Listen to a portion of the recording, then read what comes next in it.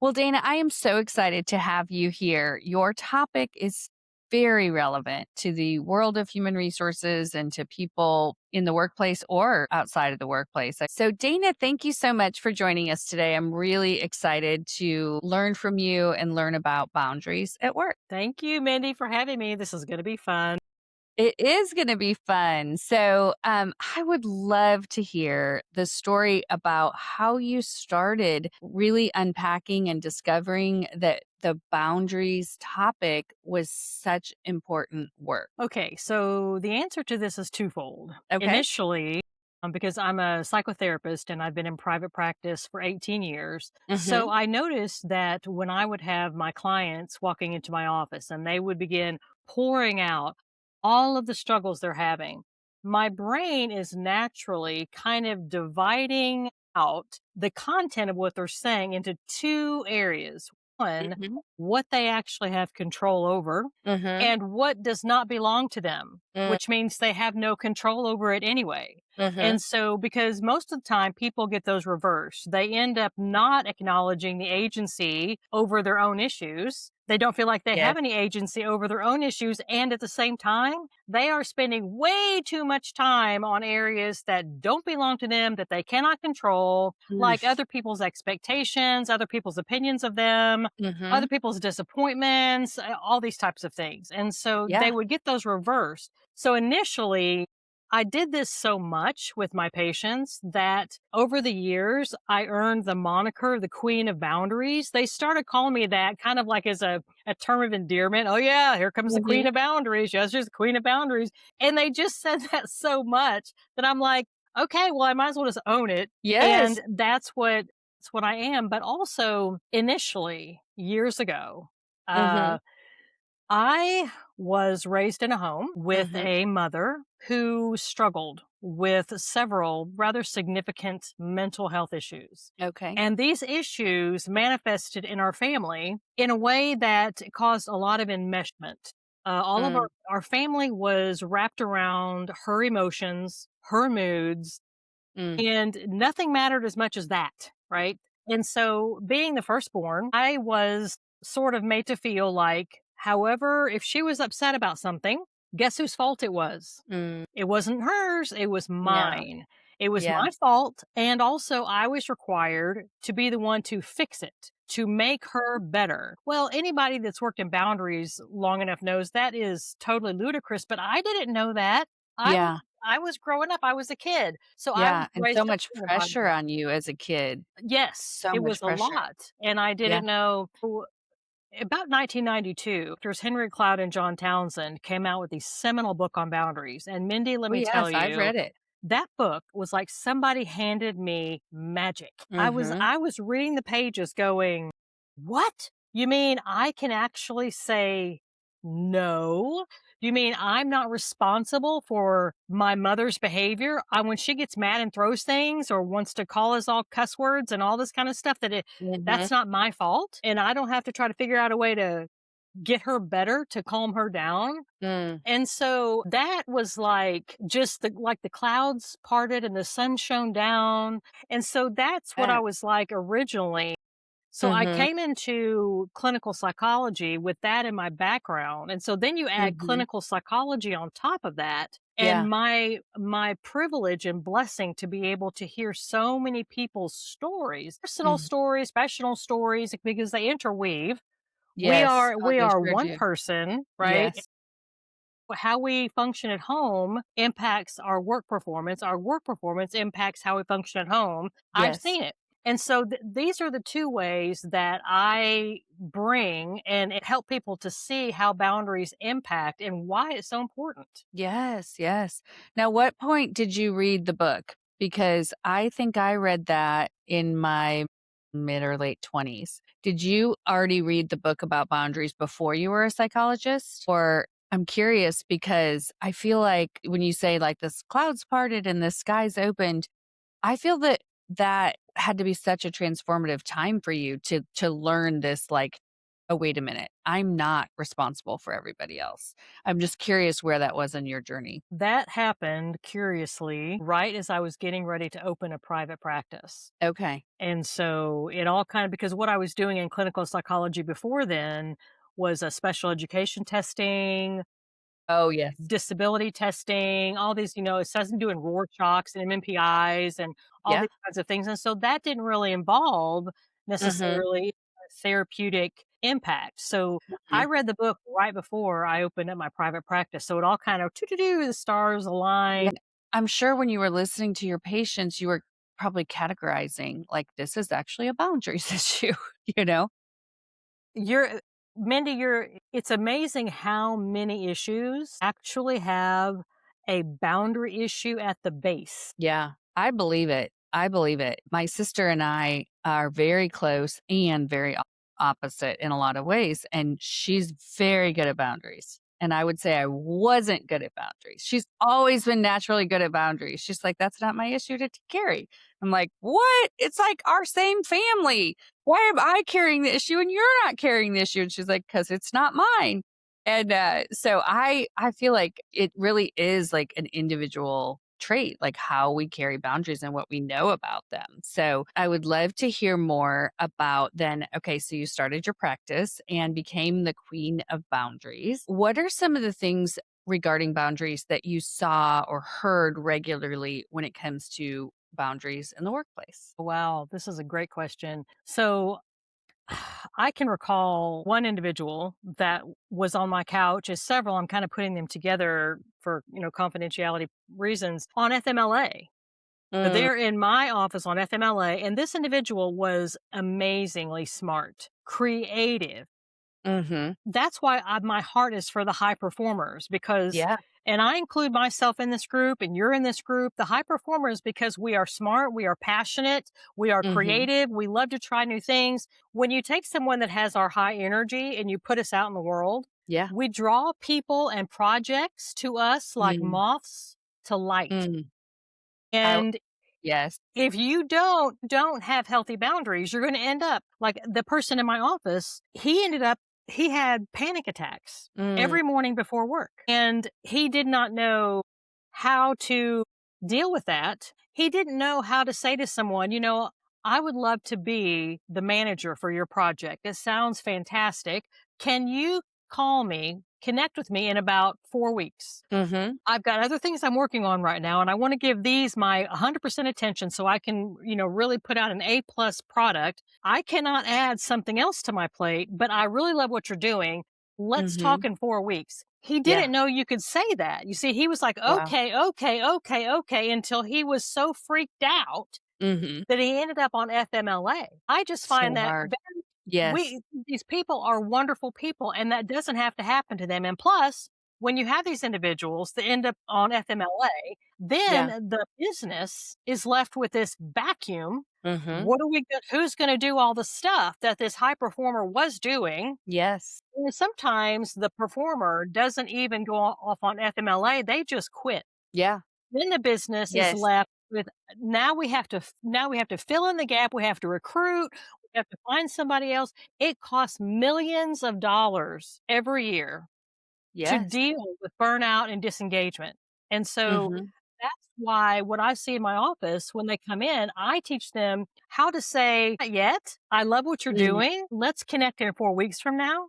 And Yes. another way that I see it happening with businesses and with people that are working, sometimes what happens is they'll go into a team meeting and they will have fantastic things to say, great ideas, but they're sitting there thinking, I don't want to say it because so and so down at the end of the table might not like my idea. So and Mm. so at the end of the table might criticize me if I say something, Mhm. or they might talk about me at the water cooler afterwards. Well, when you know how boundaries work, Mhm.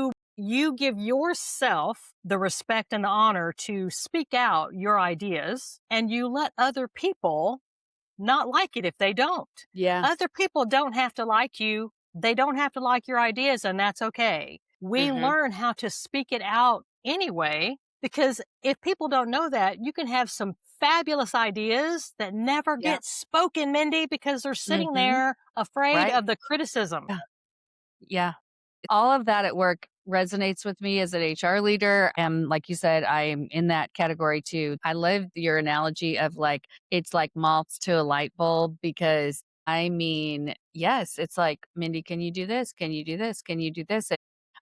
I do like to work. I like to work. I like to work hard. And so just I can think of many times when that has come into being an issue for me, but also just the people that we lead, right? In an organization when people come to us and say, I'm overwhelmed. And we tend to, or I think in the past would look like that as weakness, right?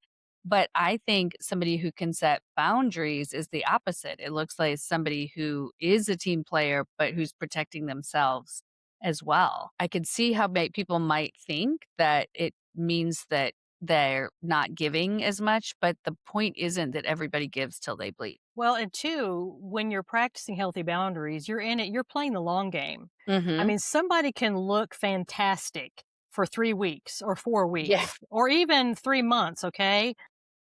And then they're gone. Then they start disengaging. They get overwhelmed. They disengage because they're overwhelmed. They stop having conversations. They stop telling Yes. people. They start reaching out because they're overwhelmed. They don't even know what to say. Yeah. And then they feel like nobody cares about them, but they're not reaching out. Mhm. They're not offering up Yes. conversations. Then they're the quiet quitters, Mindy. And then everybody's at Yeah. work on Monday morning going, "Where's Karen?" "Well, I don't know." "Well, what somebody said she quit." "What do you mean she quit? She was here Friday."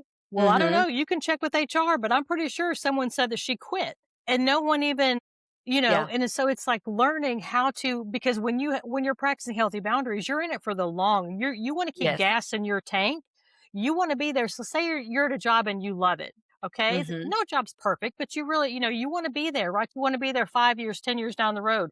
You got to make sure you keep gas in your tank. Mhm. You cannot do that without healthy boundaries. It's impossible. And it's not other people's job to do that for you. No, no. So what do you recommend to somebody who's listening to this and they're saying, where do I even begin to start setting boundaries? Like they see themselves in what we're saying. Where does someone begin? Okay, so they begin, first of all, by looking at their personal life and their work life. Okay, and the Mhm. reason why I say that is because sometimes in the personal life, someone is signing up for all kinds of stuff. Mm. Because, like I say, the high performers, these are the ones that I have a heart for because I'm one of them. Mhm. In their personal life, people are going to want them to be, I want you to be over the fall festival committee. I want you to be over the, this for the church and this for the school and this for the PTA. Yep. And they're like, they know they can do a good job Mhm. and they want to serve everyone around them. So they're signing up, signing up, signing up.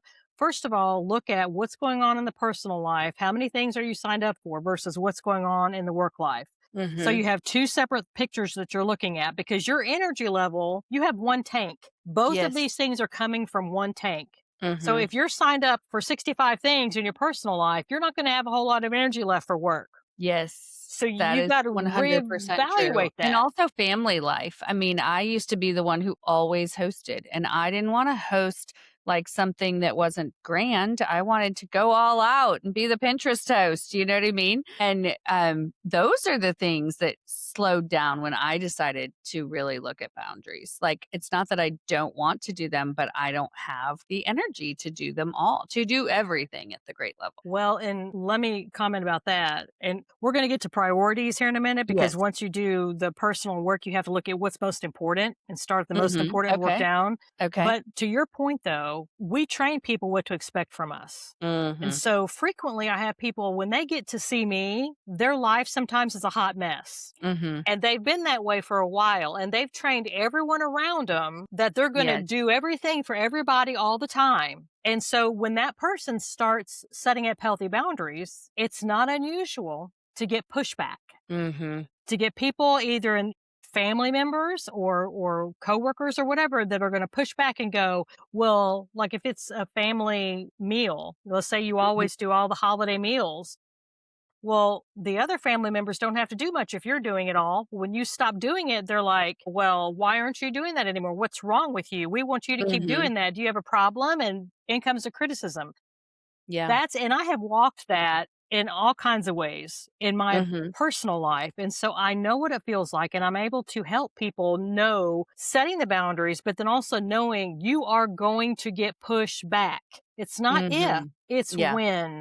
And so Yep. you make the decision where you want to set your boundaries so that you're comfortable with that decision. Get feedback from some other people just so you know it's not just your own point of view, but you're also getting impact from wise people.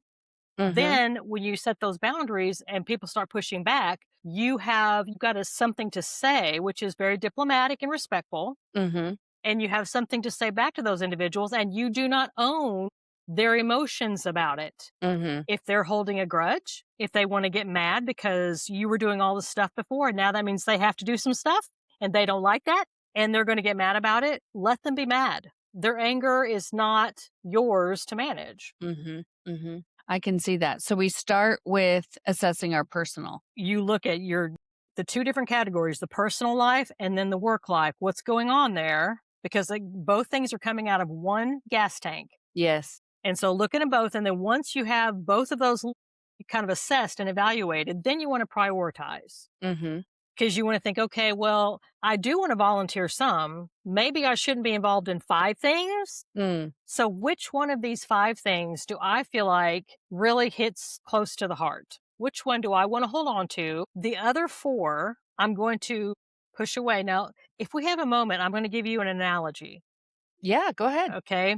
I call this my canoe analogy. And I've got this is on my blog on my website as well. Okay. But imagine you're in a canoe in the middle of a large lake. And in the canoe with you are various sizes of boxes, different weights, different sizes. And the Mhm. boxes are weighing your canoe down. They're Mm. pushing it down into the water. And you look down because you feel that your feet and your ankles are wet. Mm. They're underwater. And you glance down, there's water coming over the side of your canoe because it's being pushed down. Now, Mm. unless you want to go under the water and be sitting on the very bottom of the lake, you need to get rid of some of those boxes. Now, here's the Mhm. thing you figure out which ones of those boxes you can throw out of the canoe for now. Mhm. Remember this though, they float. Mm. They float around you in the water. So you Okay. toss out whatever boxes are not necessary for right now. They're not priorities. You toss them out. The canoe comes back up.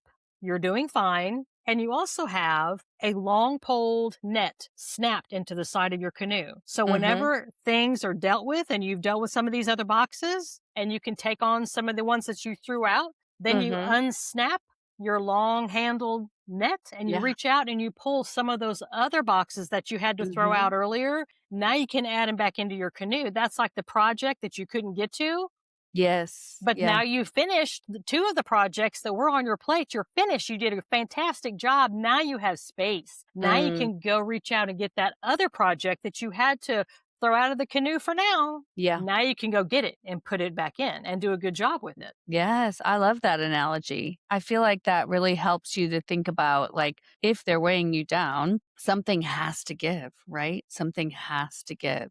So let's talk about the workplace and how people can communicate their boundaries once they establish them. So communicating boundaries is a lot like saying what you will do. People Okay. have this there's a myth, and I work Mhm. this into my keynote, but there's a myth that boundaries means running around screaming no at everybody. Yes. Yes, I think that's true. I think that's what people really think. They It's do, running and around that's being like, "Nope, I'm not doing that. Nope, I'm closing the door on that. Nope, I'm doing that."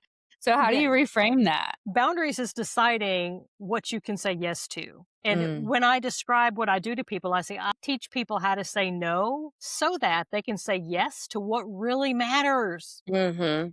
So Mhm. when you're expressing your boundaries to people, you're telling them what you will do. Mhm. You can Yeah. say, working on like if somebody wants you to take on a project, you can say, like I said earlier, I love that project. I love what it Mhm. stands for. It's fabulous. I'm happy to do that. Let's talk in about 4 weeks. Mhm. See, so that's Mhm. very positive. You're saying what you will do, but you're also setting a time frame. Yes. And if somebody says, well, no, that's not going to work for me, you need to do this right now. Mhm. Say, well, I have this much time. So if you want Mhm. to maybe talk to my manager or talk to someone, if one of the current projects that I'm working on that's taking some of my time wants to be given to someone else, if that can possibly be delegated to someone else, Yeah. then I'm happy to take on your Yes. project. But you're only Yes. one individual with so much energy, so much time in a day, and Mhm. you want to keep going. Yeah. So you communicate in these ways with people.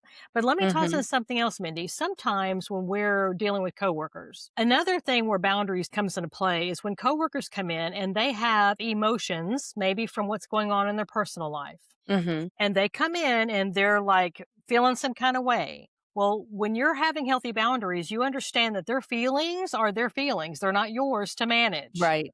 Okay. So you don't have to be like feeling obligated to be pulled into these dramatic conversations about, Mhm. well, my gosh, you seem upset. What's wrong? Oh my gosh, are you mad at me? Did I do something? Blah, blah, blah. Mm. No, their feelings, they have a right to their feelings, Yes. and their feelings are theirs. Like when I train people in boundaries, I like to think about a yard analogy Okay. and think about you have a yard. In your Mhm. yard are your thoughts, your feelings, and your actions. Mhm. Then there's a property line. On the other side of that line is your neighbors or your coworkers' thoughts, feelings, and actions. Mm.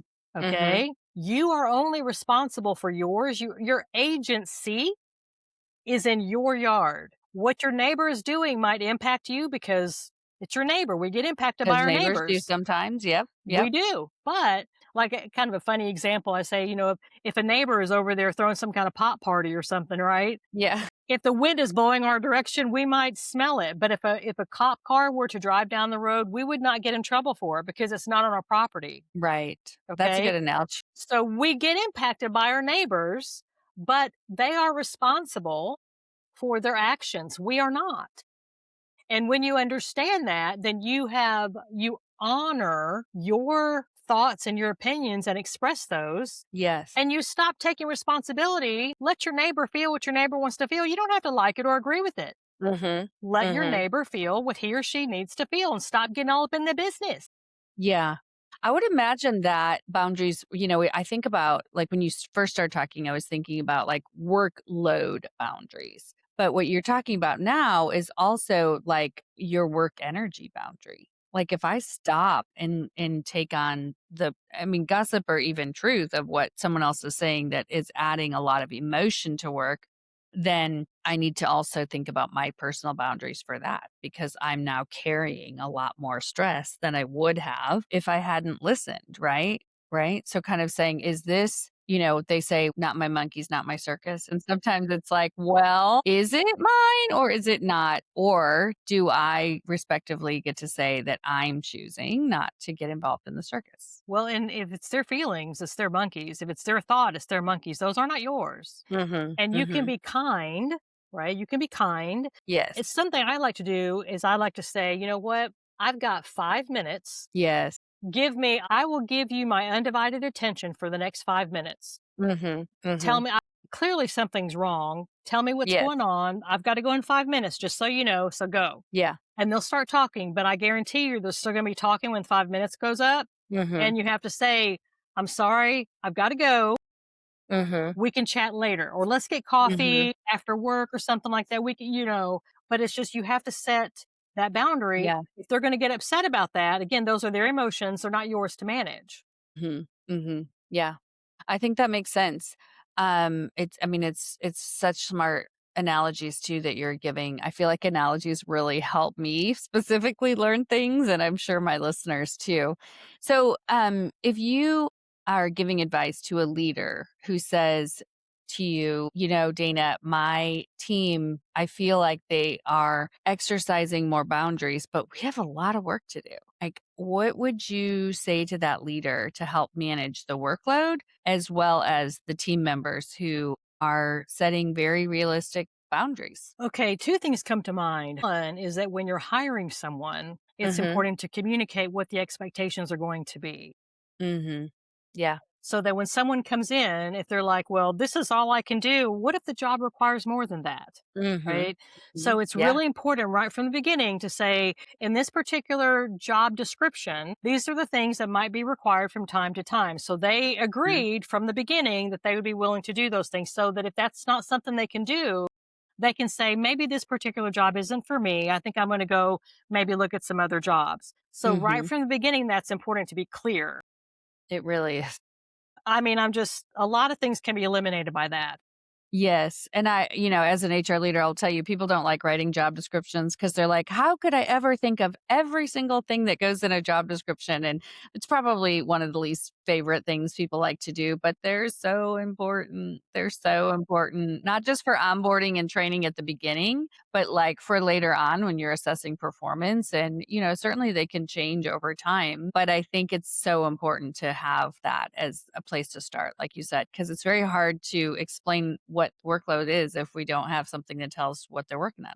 Yeah, because you're looking for a particular employee type and they're looking for a Mhm. particular business type. Both of you all, it's kind of like sorority rush. You're both Yes. looking Yeah. for matches, right? Mhm. And Mhm. so Yeah. something else too is that you're looking for a particular personality, you're looking for a particular energy level, Mhm. but also people's what's going on in people's lives change from chapter to chapter. So Mhm. someone can come in a job and be at a certain level and then it changes. And the same way with the leader. So I think in these Mhm. cases it might be helpful to have a team meeting and kind of Mhm. assess, okay, where are the team members right now? There might be some team members that are in a place in life where they have some extra time. Mhm. They're like, hey, I can step in. I don't really have any kids I'm raising right now, or I was doing this other project and it's done. I can really allocate some extra time to this. I'm happy to do that. There might be Mhm. another team member that maybe their mother was diagnosed with cancer, Yeah. right? Or they're going through a contentious divorce with child custody issues that's pulling a lot of their mental energy, and it's taking a toll at work. Work as a team. Every team member is not going to be the exact same all the time, but if the leader can have a team meeting and say, okay, here's what we need to kind of do. Yeah. How can we be creative and work together? And who has more energy? Who has more time in their life right now? Are there other creative ways we can? Can we work more efficiently? Are we doing things that are Mhm. taking more time? Is there anyone, particularly Gen Z? Gen Z is amazing for coming up with very efficient ways, technical ways of doing things that us old school people, I'm Gen X. I'm like, no, they're Yeah. like, you're taking way too much time to do this. And so Mhm. being very open to hear these new ideas that could make Mhm. something that we take 2 hours to do takes them 10 minutes.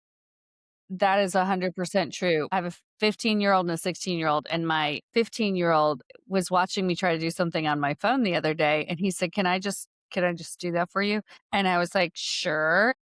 He was like he was so fast. He was pushing buttons and changing my screen, and then he's like, "Here." I'm like, "How did you do that, and how did you even know where that was?" But they were raised with technology, and I actually do think I'm good with technology, but I was like, how in the world did you do that so fast? And he's like, I just know how to do it.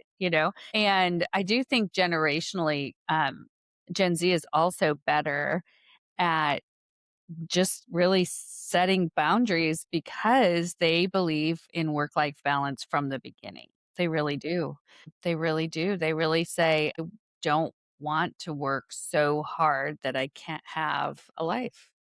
Well, and that's 100% true and that's wonderful. What's also true is that sometimes there's a lot of work that has to be done. And Mhm. so I think including that Gen Z in a team atmosphere to say, okay, we get what you're saying and it's true. And Yes. also, we have to get this amount done. So, what are your ideas? Yes. Let's Yeah. all pull together and be creative here about how we can possibly get this stuff done by this deadline and also be respectful of the boundary lines that people need to set so that they can play the long game so they keep gas in their tank Yes. and they're going to Yeah. be there and they're not going to quit in 2 months because they've had it. Yes. I love you've referred to this a few times, boundaries as a way to stay in the game longer and healthier. Can you unpack that a little bit and say more about it? Absolutely. So if someone does not have healthy boundaries, what that means is they're allowing other people and other situations to control their life, Mhm. to pull out of them whatever the other person wants for whatever reason, Yeah. whether it's in their personal life or it's in their professional life. Now, professionally and also personally, initially, these people look great. Mm. These are the people pleasers. These are the Mhm. ones that are saying, Dana, I'm just trying to keep the peace, right? Yeah. Initially, everybody loves these people. Well, Mhm. you only have so much. And if someone is pulling stuff out of you that you don't have to give, one of the things that happens is people will end up either they give and give and give and give and give, and they feel vulnerable and exposed because they don't feel like they're in control. When I Mm. had to come up with 3 words to describe my boundaries courses, these are the 3 words I came up with. Number one, when you practice healthy boundaries, you feel stronger, Mm. Yep. you feel liberated, okay? Mhm. And you feel safe. You feel strong because the more you practice your boundaries, you do become stronger because you're aware of your agency. You are Mhm. strong. You don't have to Mhm. wait for somebody else to tell you that what you say matters. You know. That's not Mhm. somebody else's Mhm. job. It's Yeah. for you to know that what you have to say matters. So you become stronger. You also become stronger knowing that when you set a boundary, somebody pushes back, you know how to set that stuff. Yeah. You have to acknowledge that other people sometimes are not going to agree with you or even like you. Mhm. Okay. Mhm. Is that comfortable? Not really, but let it go. Everybody doesn't Yeah. have to like you. And so Yes. you're liberated from that. And also you Mhm. feel safe because you're the one that is providing your boundaries. You're not waiting around for other people Mm. to do it because other people are concerned about their own needs, not yours. Mhm. You're the one that has to be aware of what your needs are. That's not somebody else's job. Mhm. Mhm. Totally. You say that boundaries are not barriers. They are the key to better relationships. What do you mean by that? Well, first of all, people throw up barriers when they don't feel safe. Mm. If somebody has healthy boundaries, here's a good example. There's someone I know in my life that is she talks a lot. And Mhm. I mean, a lot, long past when you're done listening. Right. And that's just the way she is. So because I know that I can set a boundary, I can say, appreciate what you're trying to say. I'm finished listening for now. We can talk more Mhm. later. And I Mhm. say just like that. I'm direct, Mhm. but I'm very kind and respectful. And because I Mhm. know that I can set that boundary, and if she keeps talking, I'm going to walk away. All Mm. right. I just told her that I'm done talking. So if she chooses to keep talking, then I'm going to choose to walk away Mhm. because Mhm. I know that I can set that boundary. I don't have to throw up a barrier. Yeah. People throw up barriers because they don't know how to set boundaries. Do you see the Okay. difference? Like a barrier is Mhm. like a big wall. Yes. We don't, Yes. you don't have to, when your boundaries are more like think of like a cellular membrane. Like for a Mhm. cell to survive, it has to pull in good stuff and push out the toxin. Mhm. Okay. It's semi-permeable. And Yes. that's what our job is. In life, we have to pull in stuff to fill up our gas tank. We have to Mhm. find things to do that are fun. We have to find healthy relationships. We have to find times to rest. We have to do things that we Mhm. enjoy. That's our job. That's not somebody else's job to do for us. And Mhm. also, it's our job to push out things in our life that are toxin to us, whether it's Mm. a relationship, whether it's a particular situation at work, an issue at work, a conversation that needs to be had. Like an example is people that don't want to have hard conversations. Mhm. They sit and build up bitterness and resentment for, like, for example, a coworker because they don't know how to have the conversation. They don't Mm. understand how boundaries work. They're scared to death of bringing something up because the other person might get upset with them. So they keep it in. I call these boomerang issues because Okay. we toss them out into the field like a stick because we don't want to have the Mhm. conversation. But they don't stay in the field. Later on, when we're at the copying machine, here comes that thought again. That same Mhm. interaction that we had with that coworker. Ugh. All right. For sure. Feelings about that person. They're back again. It's a boomerang. If Mhm. you have a boomerang issue, your choices are either pick up your boomerang issue, walk across your yard, have the conversation with your coworker in a respectful way with your Mhm. singular boomerang issue. Mhm. Or if you don't do that, resentment and bitterness are building inside of you because you're not having the conversation, but you're really not letting it go. Hence the term boomerang. So Right. you're getting resentful and bitter. So how's that going to impact you every time you're on a team with that person? Mhm. And then it's going to be like a toxin in the office, and everyone else is going to, God, when they walk in a room with the two of you, they're going to feel it like Yes. ice in the air, and then it bleeds out. When you know how to practice healthy boundaries, you feel comfortable having those conversations because you're not owning the other person's response. Right. Right. Your only job Yes. is to speak respectfully. And so you Mhm. speak respectfully. If they don't like what you say, They don't have to, right? They have a right to their own Mhm. feelings. If Mhm. they get upset, if they don't like what you say, you let them. That's in their Yeah. yard. You've done your job. Mhm. You're done. Mhm. Mhm. And so in turn, that really can foster a better relationship Mhm. because people, feel respected? Yes. Yeah. When they trust you because they don't wonder, Mhm. oh, well, because here's what happens when people don't speak, they don't communicate, they build up Mhm. boomerangs until Yeah. one day something happens, like the Mhm. straw that breaks the camel's back. And then they load Mm. up. Mindy, I'm telling you, they load up all those boomerangs and a Gatling gun and they point Mm. it at that coworker and they blast 50 boomerang issues in like five Mhm. minutes delivered with a lot of anger and vitriol, and the coworker is standing there stunned, having Mhm. no clue that the other person was building up all of this anger. See, Mhm. that destroys Yeah. trust. So from then Yeah. on, that other coworker is always going to be wondering, are we really okay, or are you just Mhm. building up more boomerangs to ambush Yeah. me with six Right. weeks from now? Yeah. Is it going Yeah. to happen again? Are you going to catch me in the elevator and blast me Mhm. with 15 things that I've been doing wrong that I didn't even know about? Mm. Do you Mhm. see? That does not build a good relationship. No. No, for sure. For sure. I love your perspective that it really is both you need to really look at both your personal boundaries and your work and really because they complement each other. And, we are less available to do mentally and physically things at work when our boundaries are off kilter in our personal life and then vice versa. I mean, if our boundaries are off kilter at work, I can imagine the man who came in and was on FMLA and because of panic attacks, it does bleed into your home life too, right? So if there was a listener today who was listening to this podcast and they were thinking, she's talking about me. I'm overwhelmed. I need to set better boundaries. What do you think the first step they should do to determine what their priorities are? Like where do you cuz you said before like you need to set the priorities in order to have the boundaries.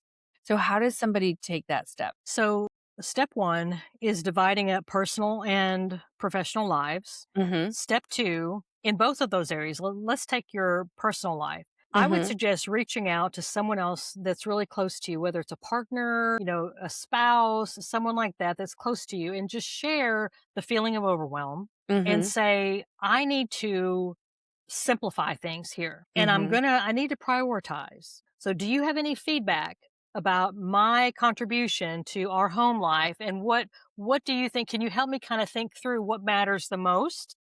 Mhm. Engage with me in conversation because when we're overwhelmed, we have a hard time thinking and we have a hard Yeah. time trusting our own opinion. So when we Mhm. reach out to that one other person that we trust and we ask them, okay, this is what I'm doing, help me think through this. And see, then you Mhm. have like a partner in it and they understand Yeah. what you're doing. So like if you're deciding you're not going to vacuum anymore, you're going to hire someone to come clean the house, that might Mhm. require some extra money out of the family budget, but you've already talked to your partner about that and you made that decision. So, Mhm. you see what I'm saying? And so Yeah. then in the Yeah. professional life, I would recommend reaching out to your manager, your Mhm. your boss or whatever and saying, "Hey, I'm kind of struggling right now. I really want to do a fabulous job for this company. I love this company. I want to bring my best. I'm kind of overwhelmed. Mhm. I'm already dealing with things in my private life. I'm dealing with that. I'm being proactive. Okay, I've got things going Mhm. there. I've got a plan. I've got solutions going. Here at work, help me understand what is the most important thing because I want to bring to you my best. Is there Mhm. anything that's on my plate? Like, let's look at the next month only. Let's do like 4 months at a time. Is there anything Mhm. like in the next 4 months that I can possibly delegate off, not do, or maybe have someone else do and focus on the most Mhm. important things? And then let's reevaluate in 4 weeks because I might feel very differently in 4 weeks. Because, see, I'm dealing with Yes. somebody's coming to clean my house at home.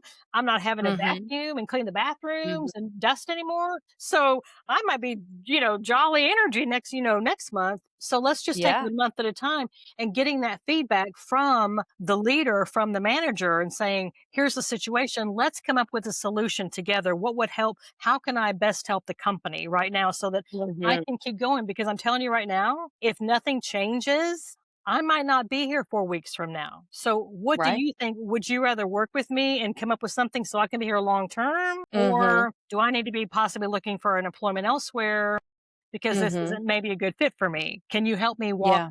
talk through this? Yeah. I will tell you, I have an episode and I'll link it in the show notes here about effective one on one conversations.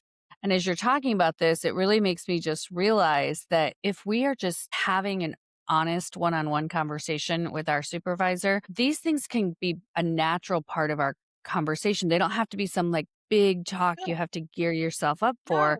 no. I would say 2 weeks is the farthest you should go with from a one on one. But every time you meet that person, just recalibrating like, these are the things on my plate.